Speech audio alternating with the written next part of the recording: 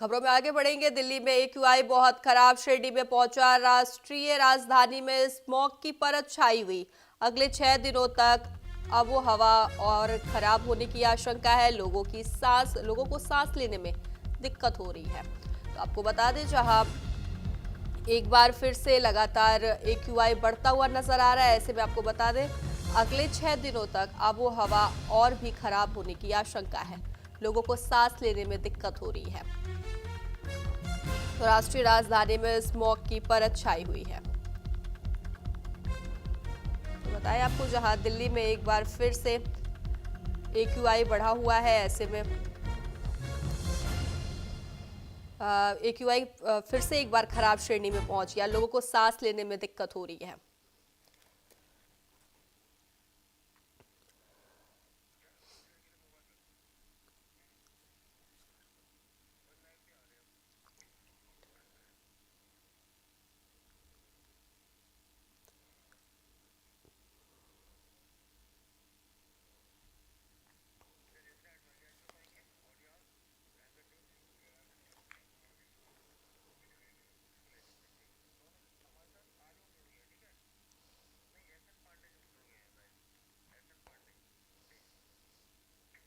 तो ये हमारे साथ मौसम वैज्ञानिक डॉक्टर एसएन पांडे जुड़ गए हैं। SN Pandey ji, news India में आपका बेहद स्वागत है। एसएन पांडे जी, दिल्ली में लगातार एक्यूआई बढ़ता हुआ नजर आ रहा है। फिर से एक्यूआई, जहां थोड़ा बहुत अभी कम हुआ था, लेकिन एक बार फिर से एक्यूआई बढ़ गया है। ऐसे में लोगों को बहुत देखिए, ज्यादा दिक्कत हो रही है। बिल्कुल। देखिए, जब वेस्टर्न डिस्टरबेंस आते हैं तो जो उत्तर पश्चिमी हवाएं पहाड़ों से होके आ रही होती हैं, जिनकी स्पीड भी 8 से 9 किलोमीटर और कभी-कभी 10 किलोमीटर तक होती है, उसकी वजह से पूरे उत्तर भारत में राष्ट्रीय राजधानी क्षेत्र सहित पूरे उत्तर प्रदेश और बिहार तक प्रदूषण साफ हो जाता है।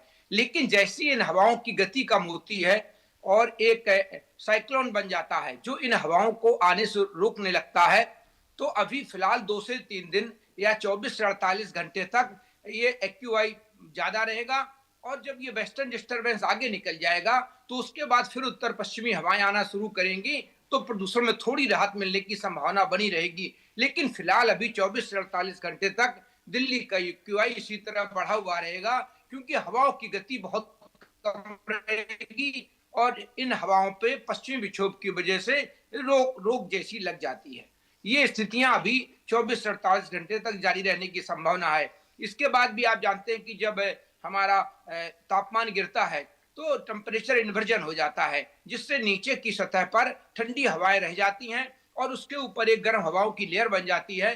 तो जितने भी प्रदूषक होते हैं हमारे, वो सारे नीचे धरातल पर पृथ्वी के पास इकट्ठे होने लगते हैं। इसके बाद जो 2.5 के एसपीएम होते हैं, वो भी जो सबसे ज्यादा हमारे मानव हेल्थ को नुकसान करते हैं और सांस के जरिए फेफड़े होते हुए ये हमारे ब्लड में सर्कुलेट हो जाते हैं और सारे ऑर्गन्स तक नुकसान पहुंचाते हैं। और आप देख रहे हैं लगातार पिछले सालों में अब प्रदूषण से सबसे ज्यादा मृत्यु पूरे दुनिया में दर्ज की जा रही हैं, क्योंकि ये स्थितियां अब दिनों दिन विकराल होती जा रही हैं। चाहे हमारे यहाँ विकास के कार्य हो रहे हो, हाईवेज बन रहे हो, मेट्रो बन रही हो, या कोई भी बड़े निर्माण होते हैं, तो उनमें थोड़ी हमारे प्रशासन को निगरानी रखने की जरूरत है। क्योंकि वो लोग करते क्या है कि एक बार उन्होंने पानी सुबह एक बार छिड़क दिया, इसके बाद वो पानी का छिड़काव करते नहीं है, जिससे मिट्टी के कण पूरे वातावरण में जो 2.5 वाले कण होते हैं वो बने रहते हैं, जो बहुत ज्यादा हमारे मानव हेल्थ के लिए प्रतिकूल प्रभाव डालने वाले होते हैं। तो इस पे थोड़ी शासन को निगरानी रखने की भी जरूरत होती है। और इसके साथ जो हम लोग व्यक्तिगत रूप से भी जो हमारा परिवहन है, जो व्यक्तिगत परिवहन है, उसको न रह के हम सार्वजनिक परिवहन का प्रयोग करें, क्योंकि सबसे ज्यादा प्रदूषण हमारी जो 2 व्हीकल और 4 व्हीकल होती हैं, जो प्राइवेट वाहन हम लोग प्रयोग करते हैं शहरों में, उनसे भी प्रदूषण बहुत ज्यादा बढ़ता है। इसके साथ ही जब सर्दी शुरू होती है तो लोग पॉलीथीन, टायर ये सब जलाते हैं। जो बेचारे गरीब तबके के लोग होते हैं, जो रिक्शे वाले होते हैं, रेहड़ी वाले होते हैं, तो वो जला लेते हैं, जिसकी वजह से भी प्रदूषण बढ़ता है।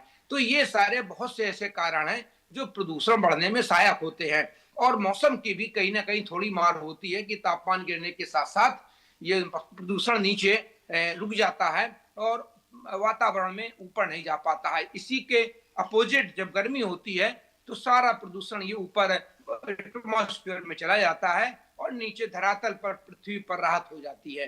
तो ये स्थितियां अभी 24-48 घंटे तक जारी रहेंगी। लोगों को सलाह दी जाती है आपके सामान्य चैनल के जरिए से कि वो बाहर निकलें तो मास्क पहनकर निकलें, और जो बच्चे हों, बुजुर्ग हों और हमारे जो बीमार लोग हैं वो ऐसे निकलने में थोड़ा परहेज करें। ठीक है, एसएन पांडे जी आप हमारे साथ बने रहिए। पर्यावरणविद आलोक राय जी भी हमारे साथ जुड़ गए। आलोक राय जी, एक्यूआई दिल्ली में एक बार फिर से बहुत ज्यादा खराब श्रेणी में पहुंच गई। अभी फिलहाल कुछ समय पहले कम हुई थी, लेकिन फिर से 400 के पार पहुंच गई है। बहुत बहुत धन्यवाद मैम। जैसा कि एसएन पांडे सर ने अभी बताया कि जैसे जैसे ये मौसम में बदलाव आएगा, जैसे ठंड में वेस्टर्न डिस्टरबेंसेस और हवा में थोड़ी रुकावट, हवा की स्पीड अगर कम होती है तो जाहिर सी बात है कि हमारा एक्यूआई बढ़ने वाला है। सच्चाई ये है कि साल दर साल, हर पूरे साल पोल्यूशन का स्तर लगभग वही होता है क्योंकि सोर्सेज वही हैं। लेकिन जैसे सर ने बताया कि गर्मी के मौसम में पोलू हवा निकल जाती है, ये पोल्यूशन इधर उधर जा पाता है, बट विंटर्स के टाइम में ये ट्रैप हो जाता है। तो कहीं ना कहीं एक ये सोचने का विषय है कि हम कैसे पोल्यूशन के जो सोर्सेज हैं उनको कैसे हम कट करें, उनको कैसे हम रोकें, उन एमिशंस को कैसे रोकें। कुछ 3-4 सोर्सेज जिस पे एस एन पांडे सर ने सभी का उस पर प्रकाश डाला कि कैसे हम डस्ट डस्ट को हम कैसे कंट्रोल करें। आज का दौर डेटा का दौर है, आज का दौर एआई का दौर है, राइट। तो हम कैसे मैकेनिकल स्वीपिंग आजकल हम आसपास चलते हुए देखते हैं, हम आजकल डिफॉगिंग और ये सारी चीजें देखते हैं आसपास होते हुए, पानी का छिड़काव होते हुए देखते हैं। बट सर ने बोला कि एक बार आप छिड़क देते हैं फिर आप उसको फॉलो अप नहीं करते, तो मैनुअल फॉलो अप करना है, इस जगह हम क्या डेटाबेस, क्या ऐसी चीजें कर सकते हैं। दूसरी चीज वेहिकुलर कंजेशन, जो व्हीकल का बढ़ रहा है, तो आप पब्लिक ट्रांसपोर्ट का यूज कर सकते हो, आप ईवी का यूज कर सकते हो। ट्रेडिशनली जो हम इलेक्ट्रिसिटी का यूज कर रहे हैं, हम कैसे इलेक्ट्रिसिटी के यूज को थोड़ा कम कर सकते हैं और कैसे हम रिन्यूएबल एनर्जीज पर शिफ्ट कर सकते हैं।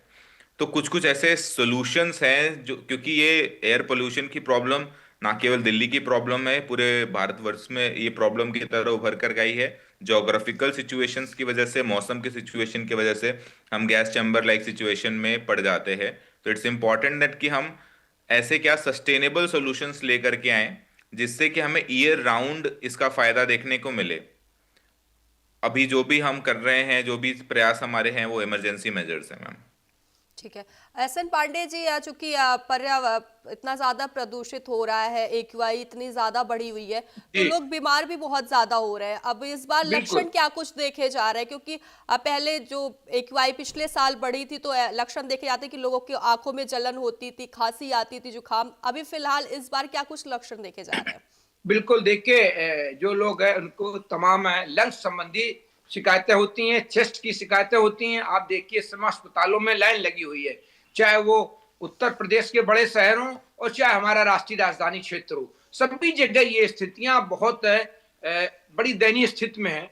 और इस पे है तो सरकारें तो काम करती ही हैं, लेकिन जो सबसे बड़ी बात है, हमें इंडिविजुअल रूप से भी इस पे काम करना है।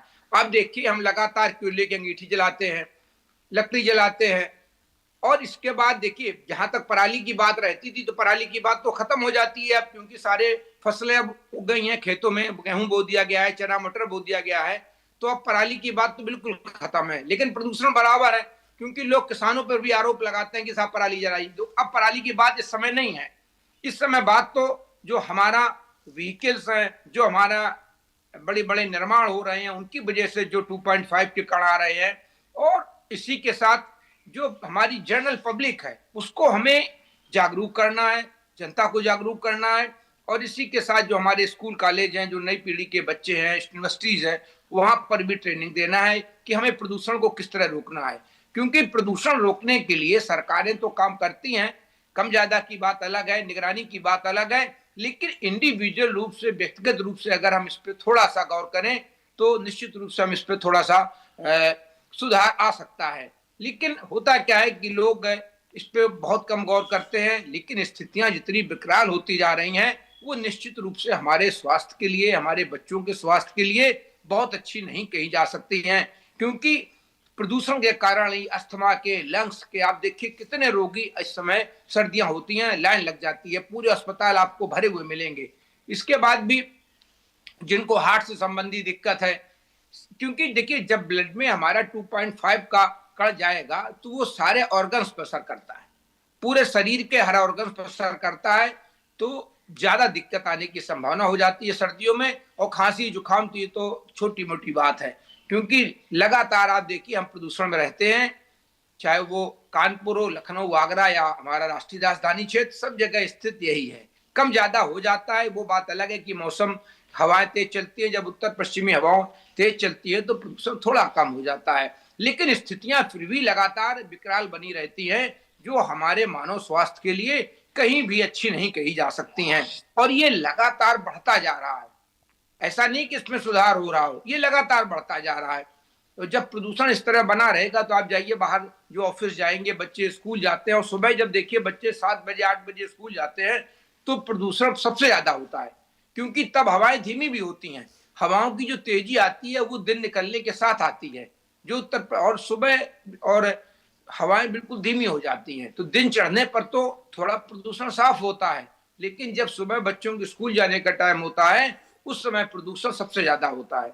तो ये स्थितियां अभी भी बने रहने वाली हैं, लेकिन जैसा हमने आपसे बताया कि इस पे देखिए नागरिक जागरूक हों, सभी लोग जागरूक हों, और हम जिस तरह से व्हीकल जो हमारे हैं पेट्रोल डीजल के बाद ईवी पर आए, और सरकारें भी इन पे काम कर रही हैं, तो इस पे बहुत ज्यादा भी काम करने की जरूरत है, तभी हम इस जो हमारी ये एक इमरजेंसी वाली स्थिति जो आ जाती है राष्ट्रीय राजधानी क्षेत्र में, उसी से तभी निपटा जा सकता है। क्योंकि वहां देखिए बहुत झुग्गी झोपड़ी हैं, और वहां झुग्गी झोपड़ी में सभी लोग सुबह जब ठंड होती है तो लकड़ियां, पॉलीथीन और टायर ये सब जला के आप देखिए, लगातार आप देखिए सब जलाते हैं, कूड़ा भी जलाते हैं। कूड़ा उन्होंने इकट्ठा किया सड़क पर, उसमें आग लगा दी।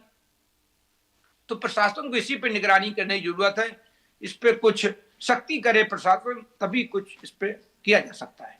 ठीक है, SN Pandey ji, news India से जुड़ने के लिए आपका धन्यवाद। आलोक राय जी, आपका भी बेहद धन्यवाद।